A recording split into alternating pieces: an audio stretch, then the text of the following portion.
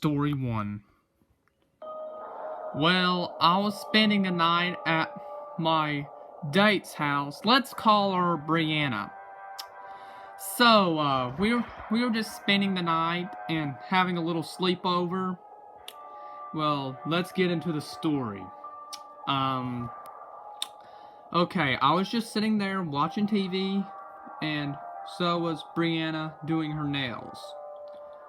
But then what happened was her dog was starting to go crazy.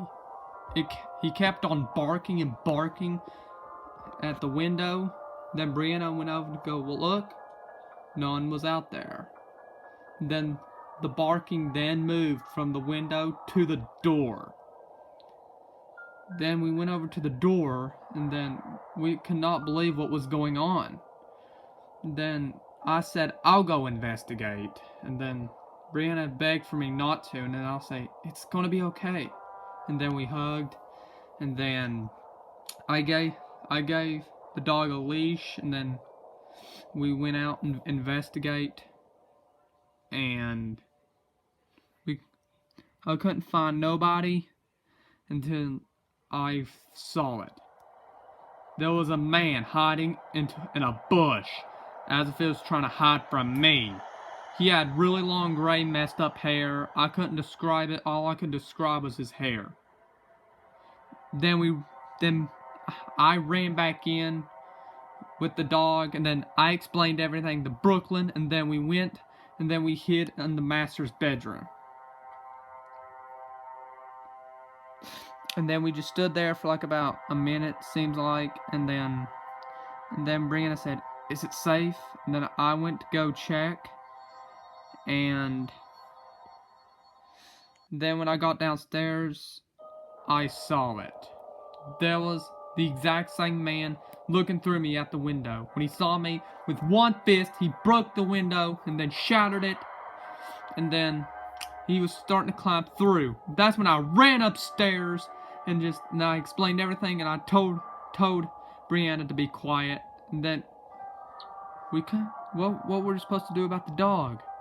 And Brianna said, we have to put it in the attic.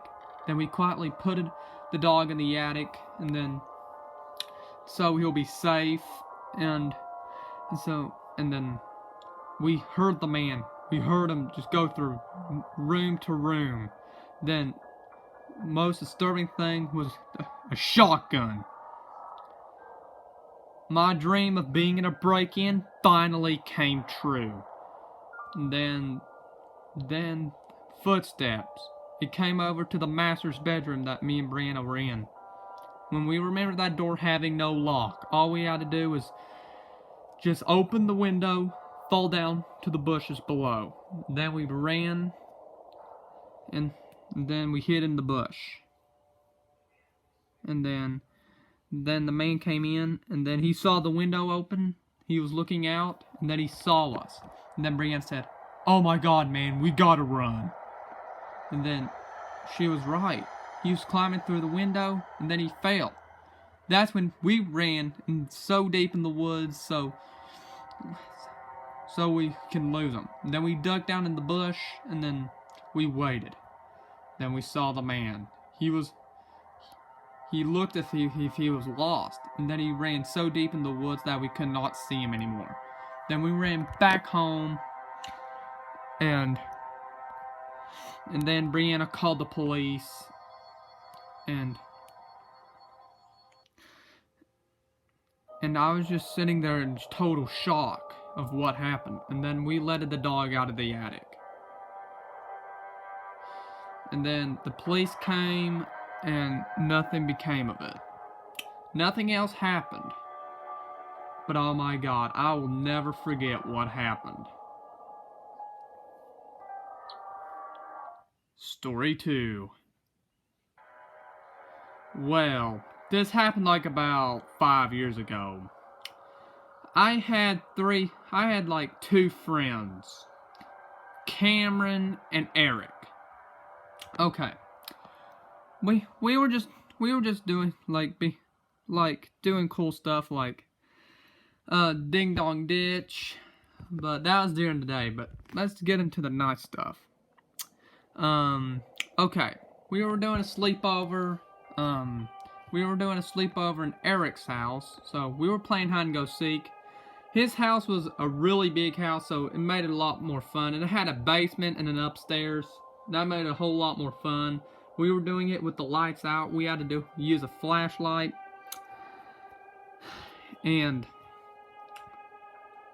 But, oh my god.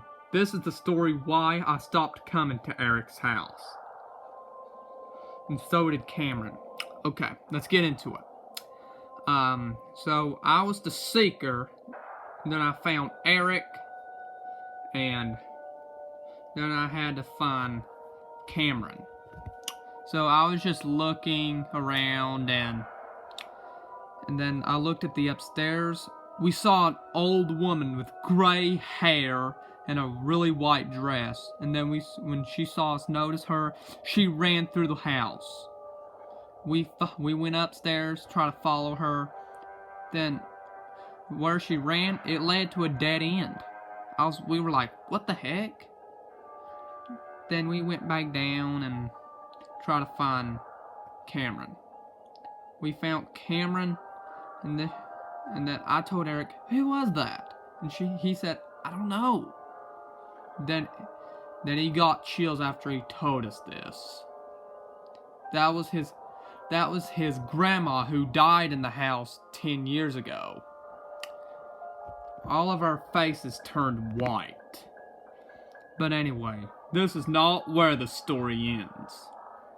Okay, we were asleep, and then I was woken by a picture falling on my face. I picked up the picture, and then it gave me chills. I woke up Eric, and then I showed him the photo. He was in total shock.